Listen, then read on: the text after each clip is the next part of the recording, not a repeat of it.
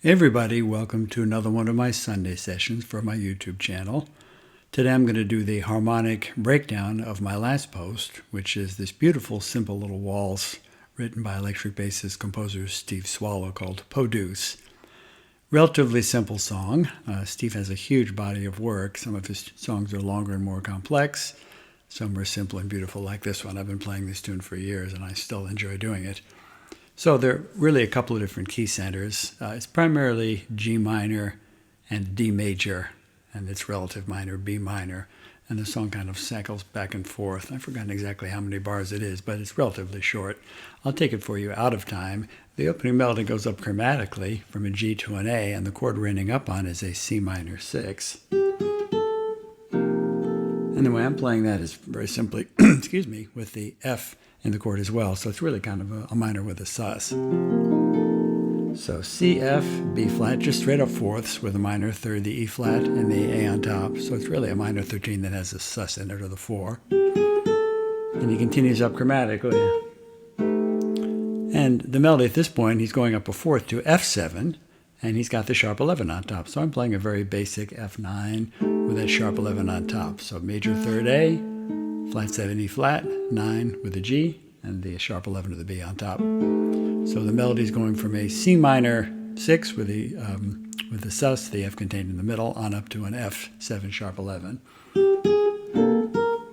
He continues on up, and then he's resolving now to a G minor. So the melody is an F. I'm just playing a very simple D7 sharp 9, just tonic, major third, flat 7 sharp 9. None of these voicings are particularly unusual. I could spice them up a little for you. Maybe we'll come up with a few variations here. Sometimes even just the double stop could be nice, or the whole chord.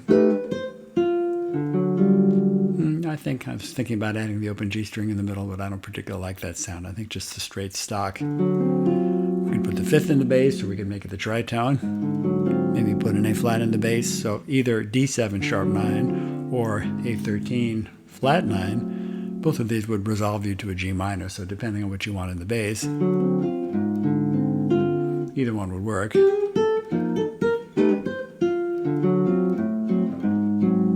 then the melody does. So those are essentially variations on D7 to G minor. I sometimes will play it this way. This is a bit of a stretch. This is just a melodic minor. You could also play it here.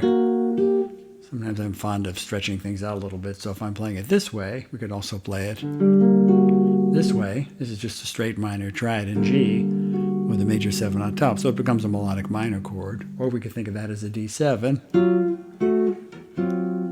Let me back up a little bit here. I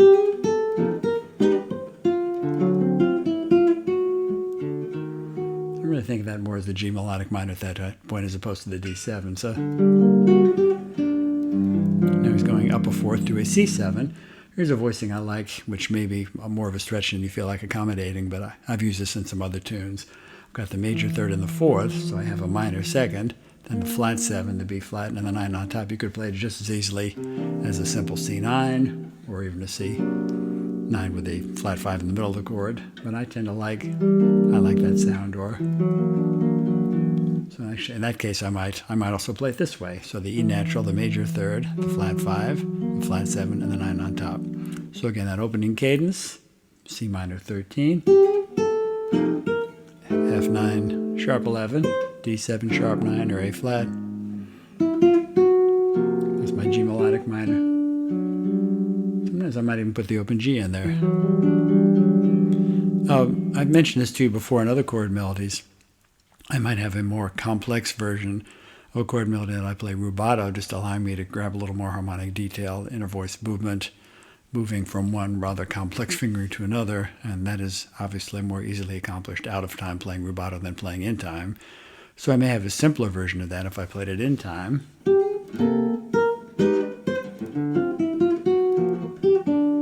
can actually grab most of that in time, but some of those fingerings, if they look unfamiliar or difficult, you can break that down into a simpler fingering as long as the melody's on top, or maybe sometimes I will grab a couple of notes of the chord and then essentially play the rest of the chord as a separate double stop or 3-note fingering. So there are ways to accommodate difficult fingerings if you like the sound. So we're ending up on the C9 sharp 11. Now the next little bit is D7 resolving to G minor. So I'm just playing a very simple D triad up a half step. So just chromatically, just moving the F. Really, you can think of that as a D flat to a D. And I'm just playing, can either play D13 flat 9, or as long as that E flat is on top. And this is a G minor sus. So a very simple G minor chord with the 11 or the 4 on top of the C. So this is some variation on A7 resolving to D major. So the chords there essentially are D7, G minor, G minor 11, and this is really a quick 2-5 too. The changes happen quickly enough that I typically play those as single notes, but the implication is really E minor A7. I might play a straight sus. Here's a sound I like that has so this is variations on, this is a variation on A7 altered. This is tonic flat 7, flat 9, sharp 11, and the 5 on top. It's a bit dissonant, but it happens quickly enough that it will work. Now I'm simply going up chromatically from an E to an F sharp. This is D major, B minor 13 with the 13 on top, with the G sharp on top. So from here, back to the A sus. So he's essentially resolving to the relative minor B minor and then resolving back to D major with the 5 chord. So that whole sequence from the G minor, some variation on A sus, or there's that flat 9 sharp 11 that I played earlier. Here's my D major, relative minor, B minor 13, back to my A sus, to my D major again. That's one I'll use, or the A's on top. These are all just variations on D major. I might even play augmented. Probably not, because it's a pretty diatonic melody, so I could simply play an A triad with a D in the bass. I could put the sharp 11 in there.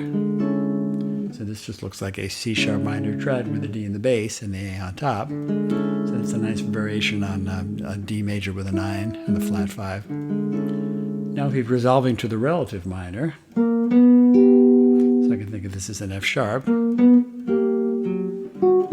this is B minor, 2. I'll just play those typically as single notes. That's just A flat minor. Once I play the melody, I might play then A flat minor to some variation of D flat 7, which then in turn gets me back to the C minor.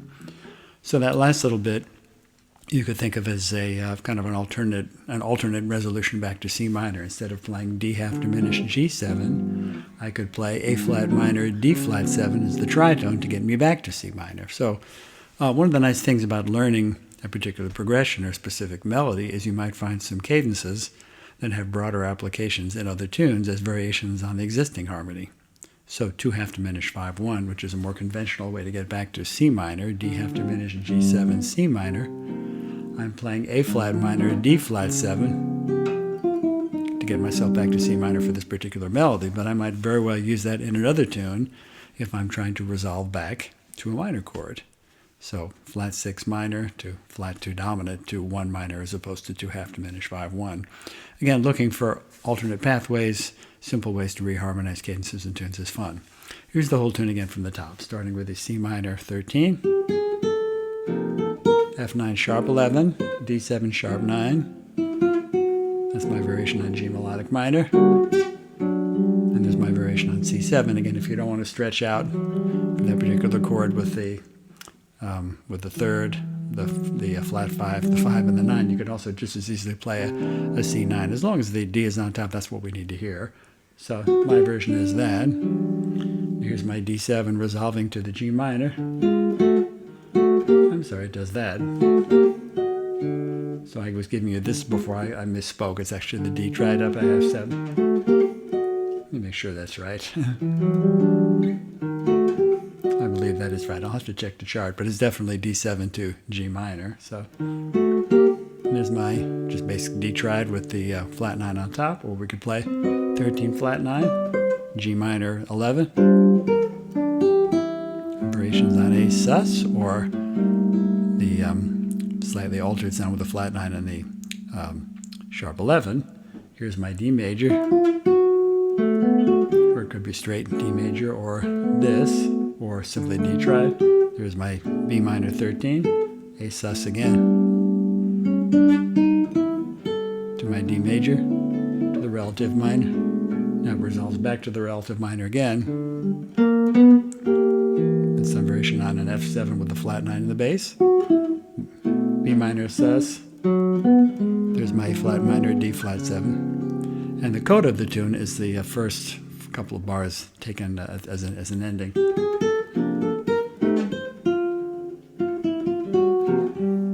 And he just ends with that the high D on top as the last note of the melody. So, simple, beautiful waltz.